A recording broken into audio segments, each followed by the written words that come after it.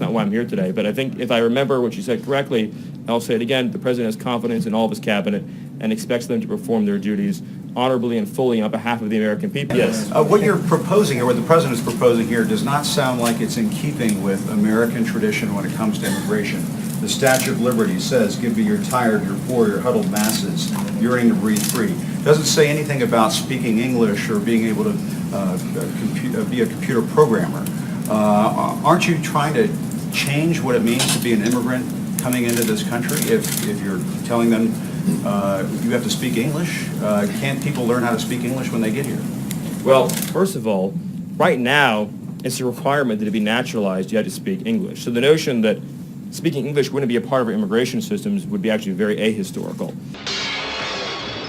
Secondly, I don't want to get off into a whole thing about history here, but the Statue of Liberty is a symbol of liberty enlightening the world. It's a symbol of American liberty lighting the world. The poem that you're referring to that was added later is not actually part of the original Statue of Liberty, but more fundamentally, the history. More fundamentally, you're saying the that history, that does not represent. I'm saying that. What I'm the saying that country the has always notion. thought of I'm as saying the notion that the. coming into this I'm saying the country? notion. Stephen, I'm sorry. I appreciate your speech, Jim. I appreciate your speech. So let's talk about this. It was a modest Jim, let's talk about this. In 1970, when we let in 300,000 people a year, was that violating or not violating the Statue of Liberty law of the land? When it was 700,000 years. No, tell me what years. Tell me what years. Tell me what years meet. Tell me what years meet Jim Acosta's definition of the Statue of Liberty poem, Law of the Land. So you're saying 1 million a year is the Statue of Liberty number. 900,000 violates it, 800,000 violates it. You're sort of bringing a Jim. press one for English philosophy here to Jim. immigration, and that's never been Jim. what the United States has been about, Steve. That I mean, you're, that's but just you're basic. also your statement's also shockingly ahistorical in another respect too. Which is, if you look at the history of immigration, it's actually ebbed and flowed. We've had periods of very large waves, followed by periods of less immigration and more immigration. And during the we've had a period of immigration right now. The Yeah, president wants to build a wall, actually, and you want to bring about a sweeping change to the surely, immigration Jim, system. you don't actually think that a wall affects green card policy.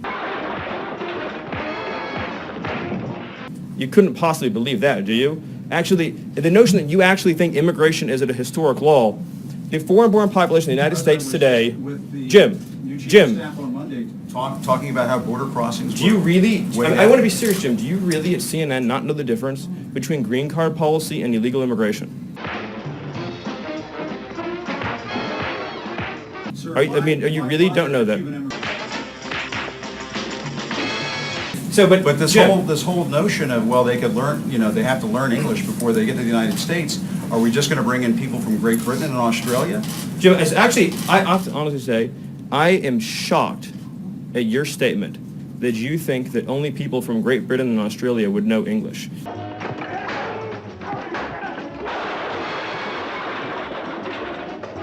It reveals your cosmopolitan bias to a shocking degree that in your mind, no, this is an amazing moment. This is an amazing moment. That you think only people from Great Britain or Australia would speak English is so insulting to millions of hardworking immigrants who do speak English from all over the world. Jim, have you honestly never met an immigrant from another country who speaks English outside of Great Britain and Australia? Is that your personal experience? Of course, there are people who come. But that's not what you said, and it shows your cosmopolitan bias.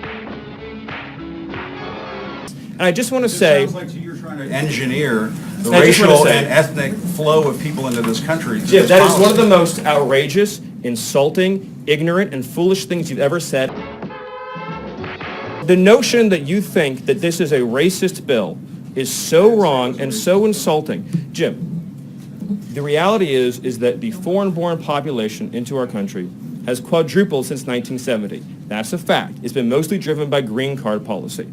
Now, this bill allows for immediate nuclear family members to come into the country, much as they would today, and then it adds an additional points-based system. The people who have been hurt the most by the policy you're advocating are What policy am I advocating? apparently just unfettered, uncontrolled migration. People who've been hurt the most by the policy you're advocating are immigrant workers and minority workers and African American workers and Hispanic workers. Targeting And the it has African no- American community. Now you brought it up again. You said you wanted to have a conversation and not target. Is it going to be a target? This is now? what we want to You keep do. using the African American community. Are you going to target? I'm not trying to be funny. But Right, you and keep I know what you're this. saying. What you're saying is 100% correct. Thank We want to help unemployed African Americans in this country and unemployed workers of all backgrounds get jobs. And insinuations like Jim made, trying to ascribe nefarious motives to a compassion immigration measure designed to help newcomers and current arrivals alike, is wrong.